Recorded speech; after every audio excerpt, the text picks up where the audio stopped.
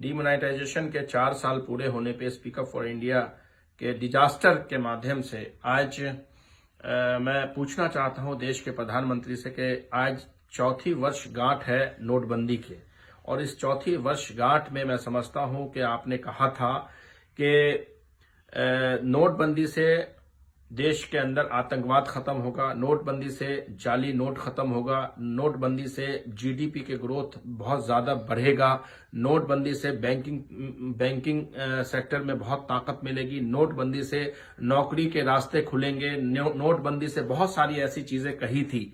और जब ये डिजास्टर होने लगा नोटबंदी आपका जिस तरीके से फेल होने लगा, तो आपने जनता के बीच में आके कहा था मुझे 50 दिन दे दो, मुझे 50 दिन दे दो। आज देश की जनता ने आपको 1460 दिन दे दिए, लेकिन जो हालात जीडीपी के हैं, जो हालात देश के हैं, जो हालात नौकरियों के हैं, जो हालात बैंकिंग सिस्टम के हैं, मैं समझता हूं कि सबको मालूम है इस देश के अंदर के हालात। इस देश के अंदर आज 24% से कम जीडीपी इस देश के अंदर, आज नौकरियां 2.5 करोड़ नौकरियां खत्म हो गई हैं।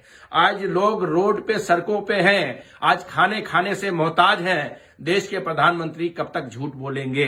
कब तक इस देश से आप झूठ बोलेंगे, ये बताइए। और जिस तरीके का जीएसटी आपका था, मैं समझता हूं छोटे उद्योग खत्म हो गए। लोगों को हिसाब किताब करने में इतनी परेशानियां होती हैं कि मैं बता नहीं सकता आपको। आपके अनप्लान्ड लॉकडाउन से हजारों लोग, लाखों लोग इस देश के बर्बाद हो गए, और अनप्लान जीएसटी से आपके हजारों लाखों लोग बर्बाद हो गए। नोटबंदी से मैं समझता हूं 125 से ज्यादा लोगों की इस देश के अंदर जान गई।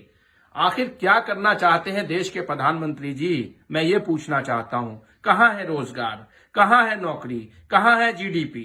ये आपसे सवाल पूछ रहा हूं, आपसे सवाल पूछ रहा हूं मैं।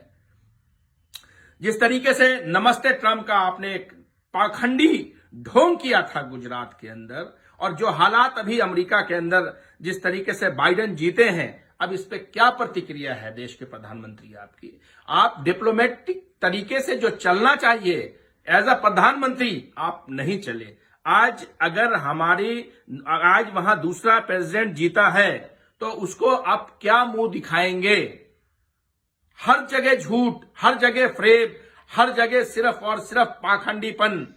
और मैं समझता हूं कि अगर इस तरीके से रहा तो 2019 में आपको उखाड़ के फेंकने वाले थे इस देश की जनता, लेकिन कहीं ना कहीं पुलवामा जैसी घटना और मीडिया का परसेप्शन, और मीडिया के माध्यम से जिस तरीके से आपने अपना परसेप्शन बना के 2019 का चुनाव जीता, 2024 में ये नहीं चलने वाला है। अगर नौकरी नहीं तो वोट नहीं, बैंकिंग सिस्टम ठीक नहीं तो वोट नहीं, जीडीपी ठीक नहीं तो वोट नहीं। आज कहां है? आज रेडी पटरी वाले खत्म हो गए, आज छोटे उद्योग खत्म हो गए, आज छोटी फैक्ट्रियां खत्म हो गई। आपके हर चीज आपका अनप्लान्ड होता है देश के प्रधानमंत्री जी।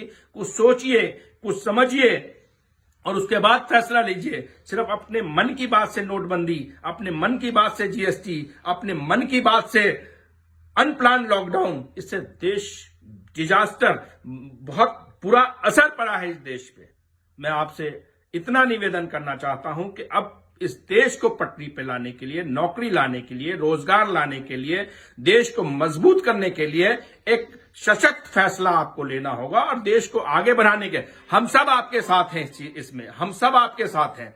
लेकिन देश को पटरी पे लाने के लिए, देश को मजबूत करने के लिए, देश को सशक्त करने के लिए, लेकिन आपका भाषण नहीं खत्म होगा। लोगों को राशन की जरूरत है देश के प्रधानमंत्री। देश में भाषण की जरूरत नहीं है, मन की बात नहीं, नौकरी दीजिए, रोजगार दीजिए, लोगों को आगे बढ़ाइए, सशक्त कीजिए।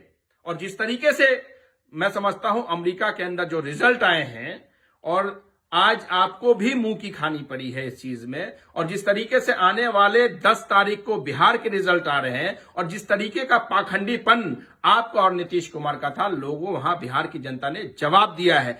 अगर आप सही टाइम पे अगर नहीं रास्ते पे आए तो 2024 के अंदर आपको 50 सीटें, डबल डिजिट आनी मुश्किल हो जाएगी। ये देश की जनता है, ये हिंदू मुस्लिम बहुत ज्यादा दिन तक नहीं चलेगा, ये मंदिर मस्जिद ज्यादा दिन तक नहीं चलेगा। इसलिए हाथ जोड़ के निवेदन है देश के प्रधानमंत्री से कि कुछ कीजिए, अब नौजवानों के लिए कीजिए, रोजगार के लिए कीजिए, युवाओं के लिए कीजिए, बिजनेस के लिए कीजिए, छोटे उद्योग के लिए कीजिए, पटरी वाले के लिए कीजिए, रेडी वाले के लिए कीजिए, झुग्गी झोपड़ी वालों के लिए, गरीब के लिए कीजिए। जिस तरीके से लॉकडाउन के अंदर आप लोगों ने गरीबों का मजाक उड़ाया, जिस तरीके से रोड पे उनको 2-2 हजार किलोमीटर पैदल चलाया, उनके पांव के अंदर जो इतने इतने बड़े छाले थे, उसी का जवाब आज बिहार में आपको मिल रहा है देश के प्रधानमंत्री।